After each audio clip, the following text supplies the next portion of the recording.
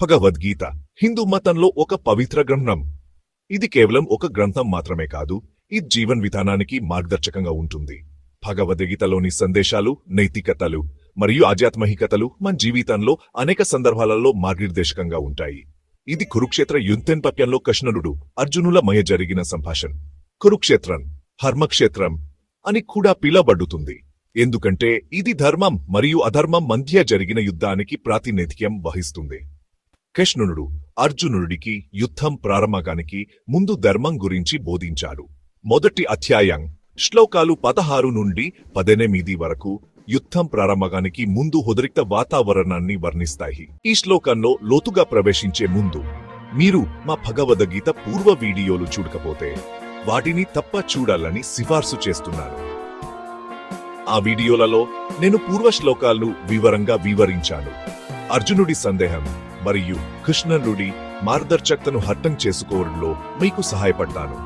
అలాగే కురుక్షేత్ర యుద్ధంలో రోజుకి ఏమి జరిగిందో తెలుసుకోవాలంటే నేను దానిపై పూర్తి సిరీస్ సృష్టించాను. ఆ వీడియోలను కూడా తప్పక చూడండి, మహాయుద్ధానికి సమగ్ర దృశ్యం పొందడానికి.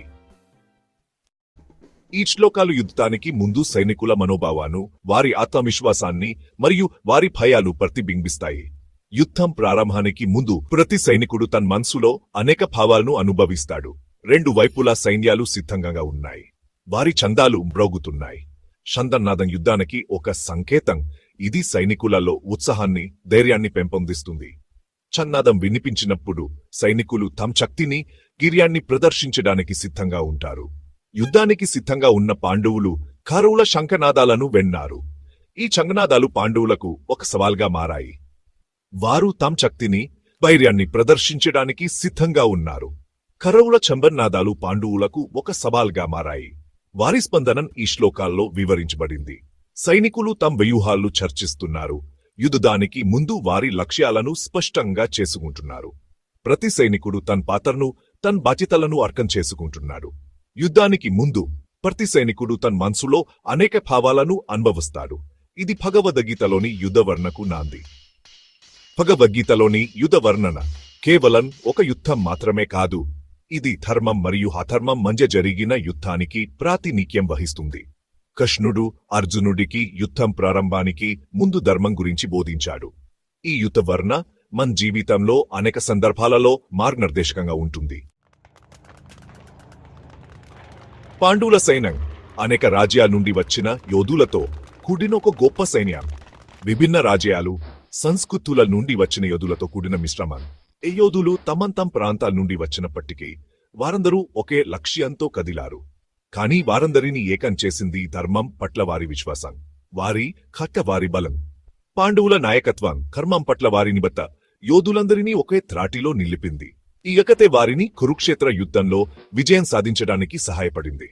కురుక్షేత్ర యుద్ధంలో పాండవుల సైన్యం వారి కాకేత, ధైర్యం మరియు ధర్మం పట్ల వారి విశ్వాసం వల్ల విజయం సాధించింది.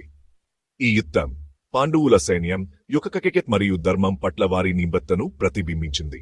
వారి విజయానికి కారణం వారి బలమైన కాకేత మరియు ధర్మం పట్ల వారి విశ్వాసం. శంఖనాదం యుద్ధానికి పిలుపు మాత్రమే కాదు, ఇది కాకేతకు, సమైక్యతకు చిహ్నం.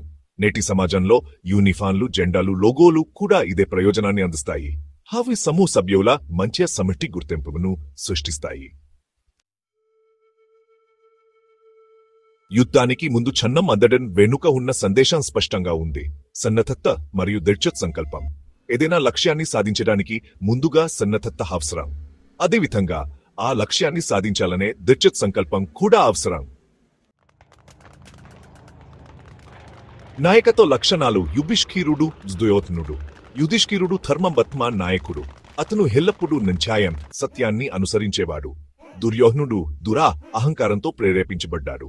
ఈ రెండు పాత్రలు నాయకత్వంలో రెండు విభిన్న కోణాలను సూచిస్తాయి. సమిష్టి కృషి వర్సెస్ వ్యక్తిగత ప్రతిష్ఠ.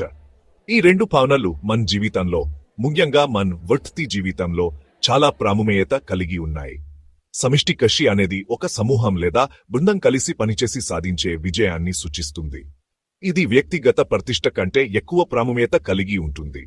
కురుక్షేత్ర యుద్ధం సమిష్టి కృషి యొక్క ప్రాముఖ్యతను నొక్కి చెబుతుంది.